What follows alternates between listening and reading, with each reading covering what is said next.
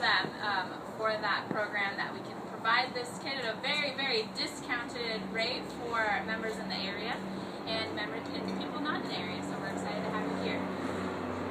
Lents is a nonprofit that we started as a community group of neighbors in 2009 and transformed into a nonprofit, a 501c3 nonprofit, to run this tool library. And we also have a watershed team that does healthy watershed projects around the area in the Johnson Creek watershed, and so we do lots of different things. So we're hoping to see you out for different events that we have in the future. Like us on Facebook, check out the website. And we want to give a big, huge thank you to people that have helped us out. Daryl with some plans has helped us out today, and we have 52nd Avenue Hardware. If you haven't been there, between Duke and Flavel on 52nd, they're really helpful.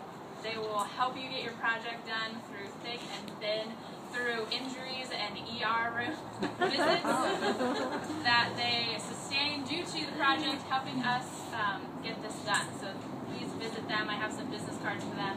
Also, Space Monkey Coffee over by Mount Scott Community Center has donated some coffee today, so patronize their business as well. And I'm going to let Nathan here introduce Portland Richmond and some other things that we're doing with the libraries. Hi everybody, I'm Nathan. Thanks again for coming. So just really quickly, Portland and Richmond is another community-based organization. We started off as a group of students and recent college graduates. Excuse me. And our goal is really around building more connections between organizations and people in neighborhoods around Portland. We started off sort of our pilot program and I guess one and only program in Lents, this neighborhood. And so a partnership with Lents made a lot of sense, particularly around the tool library and the little free libraries that's emerged. A little background on how the little free libraries came to be in this neighborhood. There was, about a year ago, a really amazing alignment of some different folks within the neighborhood and also outside of the neighborhood that were interested in this concept of, how do we create more place within more sense of community within our neighborhoods through sharing things like books. They were inspired by sort of this national movement that's been growing based out of a national organization, which you can actually, after you've built your little free library here today, you can go register it online and be part of the National Little Free Library Directory. We have information about that in our checkout packets, so don't leave here without talking to me after you're done today. We have a couple more little follow-up things that we'll be doing. There's actually over 10 little free libraries in the neighborhood of Lents already. They were built primarily through a workshop that was hosted by the Springwater community, which is another neighborhood-based organization. They focus more just over by the Kelly Elementary School, which for folks who aren't familiar is just south of Woodstock and mainly west of 92nd. So kind of in that area, there's a high concentration of these little free libraries, and you can see them if you're out walking around. So some folks from that group I'd somehow heard about their interest to do this, and at the same time was contacted by a student from the Portland PNCA, Portland Pacific. She's the brains of this operation. She's helping out. So yes, the Pacific Northwest College of the Arts, and she was working on a sort of senior thesis project that had to be based on collaboration in neighborhoods. Is that my timer? No. I wasn't timing. Okay.